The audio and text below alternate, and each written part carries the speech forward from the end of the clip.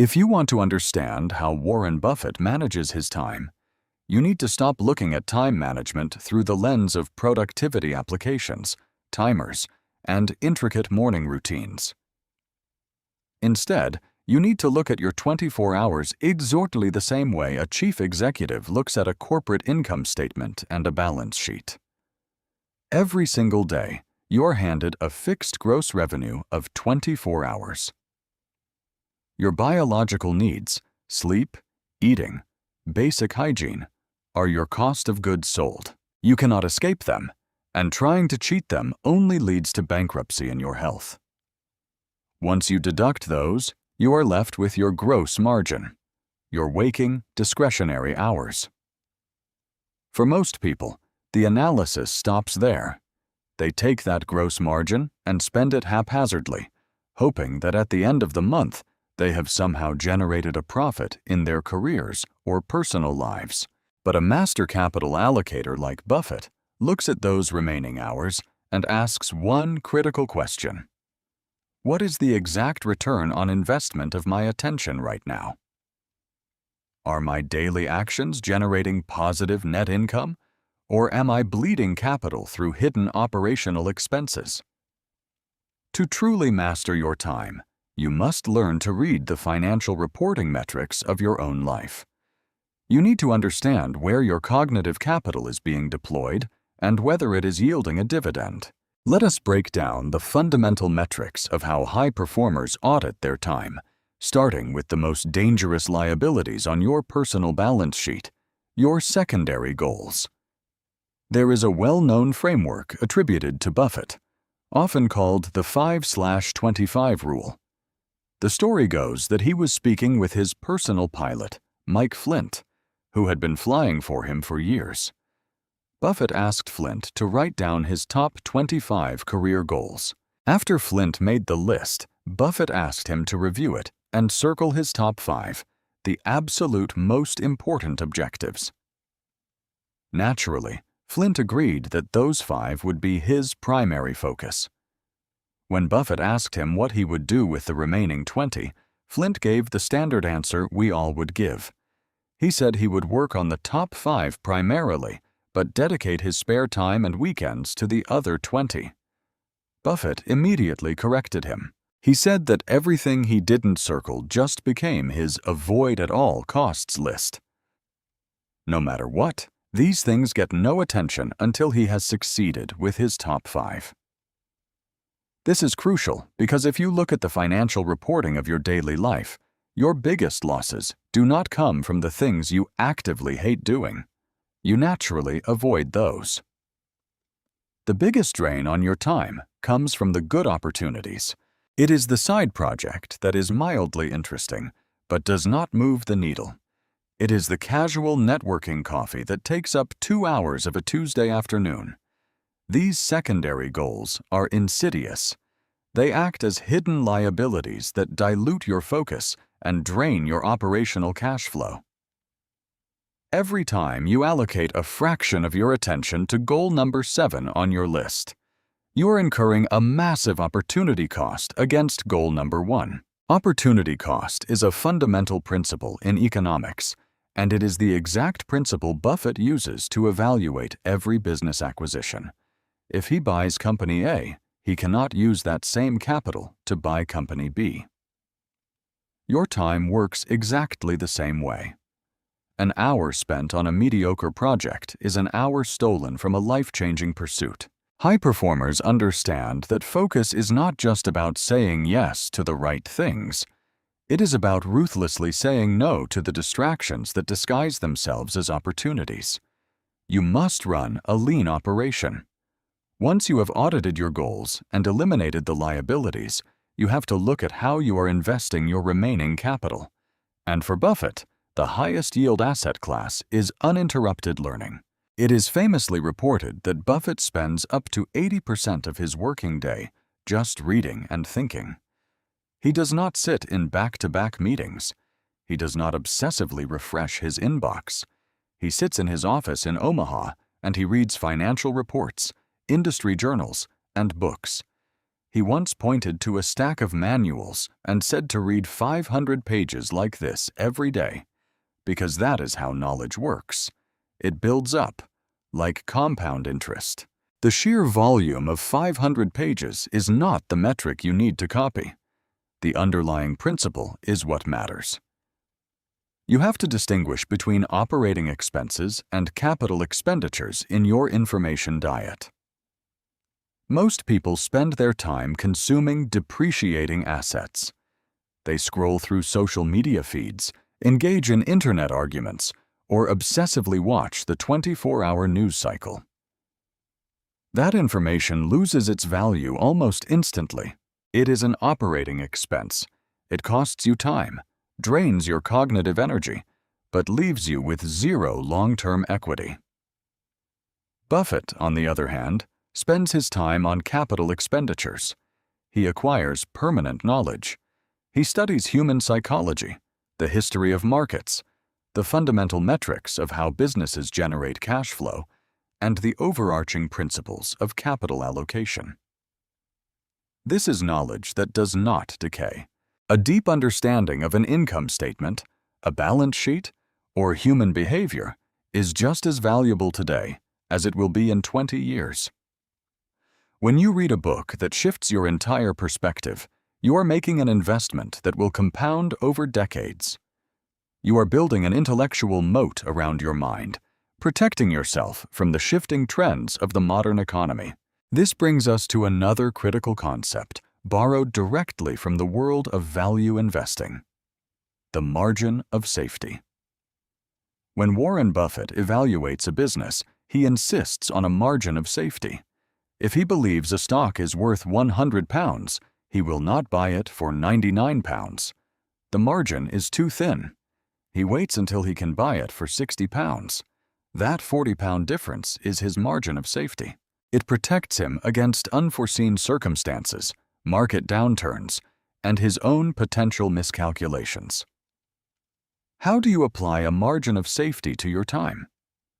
You stop scheduling your day at 100% capacity. Most professionals look at their calendar and try to cram a task into every single available 30-minute block. They create a schedule that relies on absolute perfection. If traffic is bad, if a meeting runs over, or if an unexpected crisis occurs, their entire day collapses like a house of cards. They operate with zero margin of safety. High performers deliberately leave blank space in their calendars. They schedule buffers. They understand that friction is an inevitable operational reality. By maintaining a margin of safety in your 24 hours, you retain the strategic flexibility to handle crises without sacrificing your primary objectives.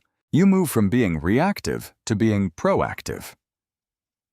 To maintain this proactive stance, you must learn to ignore what Buffett's mentor, Benjamin Graham, called Mr. Market. In the world of investing, Mr. Market is a metaphor for the erratic, emotional, and unpredictable nature of the stock exchange. One day, Mr. Market is euphoric and wants to buy everything at a premium. The next day, he is depressed and wants to sell everything at a discount. Buffett's success comes from his ability to completely ignore the emotional fluctuations of Mr. Market and focus solely on the underlying fundamentals of his businesses. In your daily life, Mr. Market is represented by the relentless urgency of other people. It is the urgent email marked with a red exclamation point. It is the colleague who bursts into your office demanding an immediate answer. It is the breaking news alert on your phone. All of these external forces act like Mr. Market, demanding that you react to their emotional state. If you let Mr. Market dictate your schedule, you will spend your entire life putting out fires instead of building equity. Mastering your time requires the discipline to look at the chaos around you, recognize that most of it is noise, and return your focus to your fundamental goals. You must dictate your own terms. Furthermore, you must rigorously define and stay within your circle of competence. In a world driven by hustle culture, we are constantly told we need to diversify our skills. We feel immense pressure to understand cryptocurrency, artificial intelligence, property investment, programming, and social media algorithms all at the same time. This is the equivalent of a corporate conglomerate trying to expand into 5 entirely different industries at once without any prior expertise. It almost always results in a catastrophic destruction of capital. Buffett operates strictly within his circle of competence. He knows exactly what he understands, and more importantly, he knows exactly what he does not understand. During the late 1990s, when everyone was making millions in the dot-com bubble, Buffett famously refused to invest in technology stocks. The media ridiculed him. They called him a dinosaur, outdated and out of touch with the new economy. But Buffett's rationale was entirely grounded in his analytical framework. He stated that he simply did not understand how those technology companies were going to generate sustainable, predictable cash flow a decade down the line. So he refused to play the game. When the bubble inevitably burst and trillions of dollars of wealth were wiped out, his disciplined adherence to his circle of competence protected his portfolio. Translating this to your 24 hours is incredibly liberating. You do not need to be an expert in everything. Stop spending your most valuable hours trying to fix your inherent weaknesses or operating outside your depth just because of the fear of missing out. If you are an exceptional salesperson but terrible at administrative paperwork, your highest return on investment is to stay completely focused on sales and find a way to delegate the admin. High performers double down on their natural advantages and aggressively protect their time from tasks that sit outside their circle of competence. They do not try to be a jack of all trades. They strive to be a master of a very narrow, highly profitable domain. Let us delve deeper into the concept of the sunk cost fallacy, a psychological trap that destroys both investment portfolios and personal productivity. In corporate finance, a sunk cost is money that has already been spent and cannot be recovered. Rational financial reporting dictates that sunk costs should never influence future investment decisions. If you have poured £10 million into a failing project, you do not throw another $5 million at it just because you have already invested so much. You cut your losses. Yet, when it comes to time management, we fall for this fallacy constantly. You might be reading a book that is entirely unhelpful, but because you are halfway through, you force yourself to finish it. You might be working on a business idea or a project that is clearly not gaining traction, but because you have spent 6 months on it, you refuse to pivot. This is an emotional attachment to a depreciating asset. To master your time like a top-tier investor, you must learn to aggressively cut your losses. If a meeting is a waste of time, end it early. If a strategy is not working, abandon it. Do not let the time you have already spent justify wasting the time you have left. Your future hours are unallocated capital. Do not sink them into a bad investment just to protect your ego. Furthermore, consider the concept of an economic moat. Warren Buffett loves companies with wide economic moats, competitive advantages that protect them from rivals. A moat could be a powerful brand, a patent, or a network effect. In the context of mastering your 24 hours, you need to build a moat around your attention. The modern world is actively trying to breach your cognitive defenses. Social media algorithms are designed by some of the smartest engineers on the planet with one singular goal: to strip mine your attention and sell it to advertisers. They are hostile corporate raiders trying to hostile take over your time. Building your moat means establishing uncompromising systems. It means setting rigid boundaries with your colleagues and your family about when you are available and when you are completely off-grid. It means aggressively unsubscribing from newsletters you do not read, deleting applications that drain your time, and perhaps even scheduling specific admin times so that low-level tasks do not bleed into your periods of deep concentration. A wide moat ensures that even when distractions attack, they cannot breach the core operations of your day. Another critical metric to consider is the amortization of your skills. In accounting, amortization is the process of spreading the cost of an intangible asset over its useful life. When you spend time learning a new skill, you are making an upfront investment. The question you must ask is, what is the useful life of this skill? If you spend 50 hours learning how to use a highly specific piece of software that will be obsolete in 2 years, the amortization schedule is brutal. The value of that skill drops rapidly.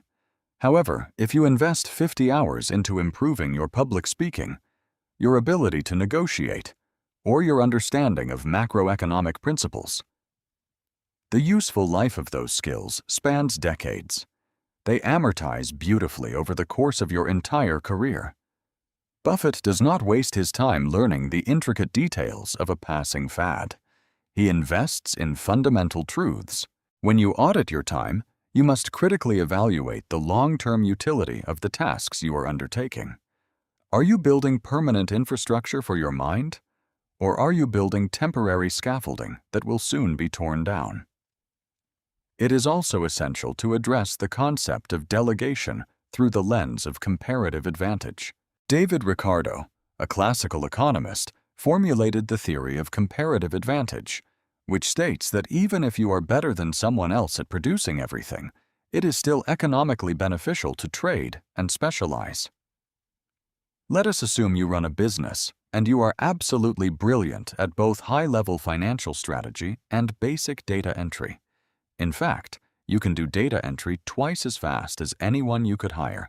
The amateur mindset says that you should do the data entry yourself because you are faster, and it saves money.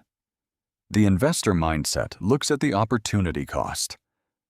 Every hour you spend doing data entry, even if you are exceptionally fast at it, is an hour you are not spending on high-level financial strategy. The strategy might be worth £1,000 an hour to your business, while the data entry can be outsourced for £15 an hour. By doing the data entry yourself, you're effectively paying £1,000 an hour for administrative work. High performers understand that mastering their time means relentlessly delegating tasks that have a lower hourly yield than their primary skill set, even if they are personally good at those tasks. This strategy requires a shift from value speculation to value investing in your daily habits. Speculation is when you chase quick dopamine hits. It is answering an easy email just to feel productive. It is ticking off 3 minor tasks on your to-do list while completely avoiding the massive, difficult project that actually matters. Speculation provides a short-term high, but no long-term value. Value investing in your time means committing to deep work. It means sitting down for 3 uninterrupted hours to write that proposal, analyze that complex financial report, or develop that new strategic framework. It is hard, it is uncomfortable, and it does not provide instant gratification. But like a truly great business, it generates massive compounding returns over the long haul. Finally, to execute all of this, you must control your environment. We live in an era where we try to micromanage our time using dozens of software applications, complex scheduling systems, and intricate daily routines. But if your environment is designed to distract you, no application will save you. Willpower is a finite resource, much like cash reserves. If you have to constantly spend willpower to resist distractions, you will eventually go bankrupt. Buffett does not micromanage his time. He micromanages his environment. There is a profound and deliberate reason he chose to build Berkshire Hathaway in Omaha, Nebraska, thousands of miles away from Wall Street. Wall Street is loud. It is driven by panic, short-term quarterly targets, algorithmic trading, and endless noise. By physically removing himself from that environment, he insulated his attention. He created an environment where deep, uninterrupted thought is the default state, rather than an exception. You must build your own digital Omaha. If you are sitting down to do deep work, but your phone is buzzing with messages and your laptop is generating email notifications every 5 minutes, you are allowing external forces to dictate your personal balance sheet. You are letting other people write checks from your bank account of time. Silence the non-essential alerts. Put the phone in another room. Create physical and digital barriers between yourself and the noise of the world. Because at the end of the day, time is the only non-renewable asset you possess. You can always generate more revenue, you can always raise more capital, and you can always recover from a financial loss, but you can never, ever earn back a wasted hour. If you begin to view your days through this lens, treating your attention with the same rigorous scrutiny that a seasoned investor applies to a multi-billion-dollar acquisition, your output will fundamentally transform. You will stop being a victim of your schedule and start becoming the master of your cognitive capital. You will make bad investments. You will occasionally squander an afternoon on a meaningless distraction or let a secondary goal siphon off your energy. But if you maintain the discipline to regularly review your personal balance sheet, if you ruthlessly enforce the rule of focusing only on your absolute highest priorities, if you demand a margin of safety in your schedule, and if you continually invest in knowledge that compounds over time, the trajectory of your life will mirror the trajectory of a phenomenal stock price. It will be a steady, unstoppable compounding of value. The 24 hours you have today are the exact same 24 hours Warren Buffett has. The only difference is how you choose to allocate the capital.